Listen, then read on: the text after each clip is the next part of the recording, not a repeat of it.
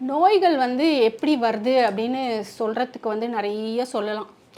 ஏன்னா நோய் அப்படின்றது வந்து நம்மளோட வாழ்வியல் முறை தாங்க கண்டிப்பாக. நம்ம கரெக்டாக சாப்பிட்லனாலும் நோய் வரும், கரெக்டாக தூங்கலைனாலும் நோய் வரும், நிறைய சாப்பிட்டாலும் நோய் வரும், குறைவாக சாப்பிட்டாலும் நோய் வரும். அதனால தான் பழங்காலத்திலே சொல்லியிருக்காங்க, மிகையினும் குறையினும் நோயே அப்படின்னு சொல்லிட்டு. எந்த ஒரு விஷயமே வந்து அதிகமானாலும் நோய் தான், குறைஞ்சாலும் நோய் தான். ஸோ இப்போ வந்து ஒரு நிறைய பேர் பார்த்தீங்கன்னா பேசுவாங்க, எனக்கு வந்து ஒரு கெட்ட பழக்கம் கூட இல்லை, ஆனால் இவனுக்கு ஏன் இந்த நோய் வருது அப்படின்னு நிறைய பேர் பேசி கேள்விப்பட்டிருக்கோம். ஸோ ஏன் இல்லை, இப்போ ஒரு கெட்ட பழக்கம் அப்படின்னா கூட இவங்க வந்துட்டு சிகரெட் கூட பிடிக்க மாட்டான் இவன், ஆனால் இவனுக்கு இந்த ப்ராப்ளம் வந்துருச்சு அப்படின்னு சொல்லுவாங்க. லங்ஸில் இந்த ப்ராப்ளம், சிகரெட் பிடிக்கிறதுனால மட்டும்தான் லங்ஸ் அஃபெக்ட் ஆகுன்றது கிடையவே கிடையாது. நம்ம லைஃப்பில் வந்துட்டு காலையில் எழுந்திரிச்சு நம்ம காலையில் எந்த டைம் சாப்பிட்றோம் அப்படின்றதுலேருந்தே நோய் ஆரம்பிக்குது. யாரெல்லாம் வந்து தன் உடம்பு மேலே அக்கறையாக இருக்காங்களோ அவங்கள வந்து நோய் வந்து லேட்டாக தான் தொடும். ஆனால் அவங்க வந்து யாருமே நம்ம உடம்புல அக்கறையே வச்சுக்க மாட்டாங்க. எதையோ சாப்பிட்றோம், எதையோ தூங்குகிறோம், அதை பற்றி அவங்க வந்து ஒரு அவேர்னஸ் கண்டிப்பாக அவங்களுக்கு இருக்கவே இருக்காது உடம்பை பற்றி. சரி இதை நம்ம செய்யணும், அதை செய்யணும். இப்போது பெருசாக ஒரு லட்சியவாதிகள் கூட பார்த்திங்கன்னா நோயினால அஃபெக்ட் படுறாங்க.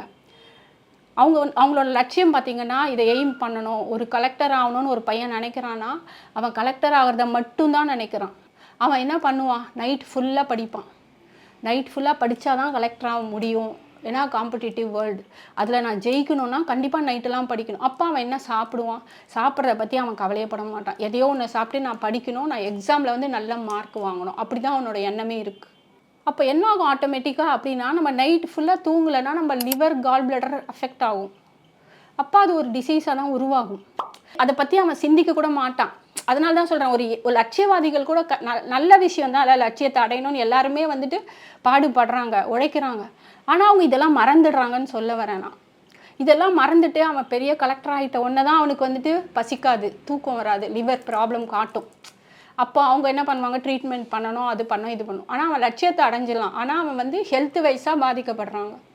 ஸோ நோய் வந்து இந்த மாதிரி தான். நம்ம எவ்வளோக்கு எவ்வளோ நம்ம வந்துட்டு நம்மளை கேர் பண்ணி நல்லா பசிக்குதா, நல்லா யூரின் மோஷன் போகிறோமா, நல்லா தூங்குறோமா, இது 3 விஷயம் இருந்தாலே மேக்ஸிமம் நம்ம ஹெல்த்தியாக இருக்கலாம். ஆனால் இது பண்ணுறதுக்கே கூட நிறைய பேருக்கு வந்துட்டு வாய்ப்பே இருக்காது. கரெக்டாக சாப்பிட்றோமானா கண்டிப்பாக கிடையாது. சரி பார்த்துக்கலாம், மத்தியானம் சாப்பிட்டுக்கலாம், இப்போ நம்ம இந்த ஒர்க்கை முடிச்சிடலாம். எல்லாருமே அப்படி தான் ஆஃபீஸ்லேயோ சரி. சில பேர் இந்த ஒர்க்கு, இந்த ப்ராஜெக்ட் இருக்குது, இந்த ப்ராஜெக்டை முடிக்கணும், அதை பற்றியே தான் யோசிப்போமே தவிர நம்ம உடம்பு வந்துட்டு கரெக்டாக இருக்குமா. அதே மாதிரி பேரண்ட்ஸும் ஒன் ஆஃப் த ரீசன் தான். அவங்க என்ன பண்ணுவாங்க, இல்லை ஒய்ஃபும் சரி, அந்த மாதிரி இப்போ நீங்கள் வந்து இந்த டைமுக்கு சாப்பிடுங்க, அவ்வளோதான். சாப்பிட்ணும் கண்டிப்பாக. பையன்கிட்ட வந்து உன்னோட ஆரோக்கியம் எவ்வளோ முக்கியம்னு சொல்லணும்.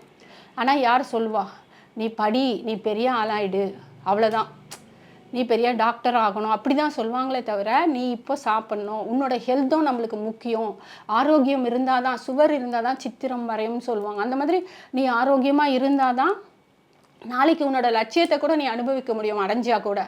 ஓவர் திங்க் பண்ணாலுமே நம்ம ஸ்ப்ளீன் எஃபெக்ட் ஆகும். ரொம்ப கோவப்பட்டீங்கன்னா லிவர் ஸ்பாயில் ஆகும். ரொம்ப பயந்துகிட்டே இருந்தீங்கன்னா எல்லாரும் பயமுறுத்தி, சில பேர் கொம்ப வச்சு சில பேரண்ட்ஸ் வந்து நீ படித்து தான் ஆகணும்னு பயமுறுத்தி ரொம்ப பயம் படுத்தினாலும் உங்கள் கிட்னி வந்து ஸ்பாயில் ஆகும். இந்த மாதிரி தான் நோய் உருவாகுது. அதே மாதிரி கரெக்டு டைமுக்கு காலை உணவு வந்து காலையில் 7 to 9 தான் நம்ம வயிறு ஒர்க் பண்ணுற நேரம். அந்த நேரத்தில் சாப்பிட்டா வயிறு பிரச்சனையே இருக்காது. ஆனால் அது யார் சொல்லித்தரா, யார் அம்மா வந்து நீ காலையிலேயே சாப்பிடு, இல்லைனா அந்த காலத்தில் பாட்டி தாத்தாக்கு மேலே கொள்ளு பாட்டியெல்லாம் அவங்க அப்படி தான், இந்த டைமுக்குள்ளே சாப்பிடு. அவங்களோட கணக்கு பார்த்திங்கன்னா சூரியன் உதயமாகறதுக்குள்ளே கூட சாப்பிடு, 7 மணிக்கெல்லாம் சாப்பிட்டுடு, அப்போ தான் உடம்பு நல்லாயிருக்கும். அதே மாதிரி சூரியன் மறையும் பொழுது நீ சாப்பிட்டுடு நைட்டுக்கான உணவை அப்படின்னு சொல்லிட்டு சூரியன் மறையறதுக்கு முன்னாடியே சாப்பிட்ருவாங்க. அப்போ அவங்க 90 வயசு வரைக்கும் 100 வயசுக்கு வரைக்கும் கூட வாழ்ந்ததாக சரித்திரமே இருக்குது நம்மளுக்கு. அப்போ நம்ம அதெல்லாம் யாருமே சொல்லி கொடுக்குறதே இல்லை. நோய் வருமா வராதா அதெல்லாம் கவலை இல்லை, நான் வந்து இந்த ஓட்டப்பந்தயத்தில் நான் ஓடி ஜெயிக்கணும், அவ்வளோதான். ஜெயிச்சுட்டு திரும்பி பார்த்தா நீங்கள் திரும்பி பார்க்குறதுக்கு கூட நம்ம இருப்போமான்னு தெரியாது. அந்த மாதிரி நோய்கள் வந்து அவ்வளோ ஆக்கிரமிக்கிற காலமாயிடுச்சு. நோய் எப்படி வருதுன்னே சொல்ல முடியல. பேரண்ட்ஸ் வந்து காலேஜ் படிக்கிற பையனை கூட்டிகிட்டு வரான், அவனுக்கு வந்து ஸ்ட்ரெஸ் இருக்குது. ஏன் இருக்குது, அவன் பெரிய நல்லா படிக்கிறான், அவன் ஃபஸ்ட் ரேங்க், ஆனால் அவனுக்கு ஏன் ஸ்ட்ரெஸ் இருக்குதுன்னு அம்மா அப்பாவே சொல்கிறாங்க. அவன் சந்தோஷமாக இருக்கணும் ஃபஸ்ட்டு நினைக்கிறதே இல்லை. அவன் ஆரோக்கியமாக இருக்கணும்னு நினைக்கிறதே இல்லை. அவன் ஜெயிக்கணும், அவன் மார்க் வாங்கணும், இப்படி தான் எல்லா பேரண்ட்ஸோட சிந்தனைகள் இருக்குது. ஏன்னா அவங்க வந்து இந்த சமூகத்தில் வந்து என் பையன் வந்து இவ்வளோ பெரிய ஸ்கூலில் படிக்கிறான், இவ்வளோ மார்க் எடுக்கிறான், இவ்வளோ இதில் ரேங்க்கில் ஃபஸ்ட்டு வரான், அந்த சொல்லிக்கிற அந்த ஒரு எண்ணம் மட்டும்தான் அவன் மனசில் இருக்குது. அவன் ஜெயிச்சு முடித்த பிறகு அவன் வாழ்க்கை எப்படி இருக்கும்? அவன் குடும்பம் கல்யாணம் பண்ணி அவன் குழந்தை குட்டியோட சந்தோஷமாக வாழணும், அதுதானே லைஃப் எண்டு. ஆனால் அதை பற்றி ஏன் நினைக்கிறோம்? இல்லை, அவன் இவ்வளோ சம்பாதிக்கணும், 2 lakhs வாங்கணும் மாதம், இல்லை பெரிய டாக்டர் ஆகிட்டு ஸ்பெஷலிஸ்ட் ஆகணும். ஓகே, அதெல்லாம் நான் தப்புன்னு சொல்ல வரல, அதெல்லாம் இருக்கட்டும். அது இருக்கும்பொழுது அது கூடவே சேர்த்து நீங்கள் வந்து ஆரோக்கியத்தையும் சொல்லி கொடுங்கன்னு சொல்கிறேன்.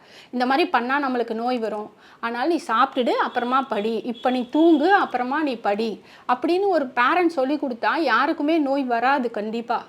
ஆனால் அந்த மாதிரி நம்ம சொல்லிக் கொடுக்குற நிலைமையிலேயே இல்லை, அதுதான் தப்பு. அதனால தான் ரீசன் சொல்கிறேன்.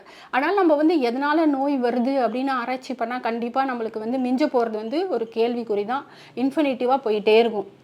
இதனால தான் வருது, இதனால தான் வருது. நம்மளுக்கு தெரிஞ்சது என்னது? நம்ம வந்து கரெக்டாக சாப்பிட்ணும், கரெக்டு டைமுக்கு தூங்கணும், நல்ல ஆரோக்கியமான உணவுகளை சாப்பிட்ணும் அப்படின்னு நம்ம தெரிஞ்சுக்கிட்டு இதை மட்டுமே நம்ம வந்து எல்லாருக்கும் வீட்டில் சொல்லி கொடுத்து நம்ம அதை ஃபாலோ பண்ணாலே நம்ம நோயிலேருந்து கண்டிப்பாக தப்பிக்க முடியும். ஆனால் அந்த அவேர்னஸ்ஸு யாருக்குமே இல்லையா? ஆரோக்கியம்ன்றது வந்துட்டு இப்போ கோவிடுக்கு அப்புறம் பார்த்திங்கன்னா நிறைய பேருக்கு வருது. நாளைக்கு அவன் கலெக்டர் ஆகிட்ட பிறகு அவன் கல்யாணம் பண்ணி அவனுக்கு குழந்தை பிறக்கல சிக்கல் வந்ததுன்னா அப்பயும் தாய் தந்தை தான் உட்காந்து கண்ணீர் விடணும்.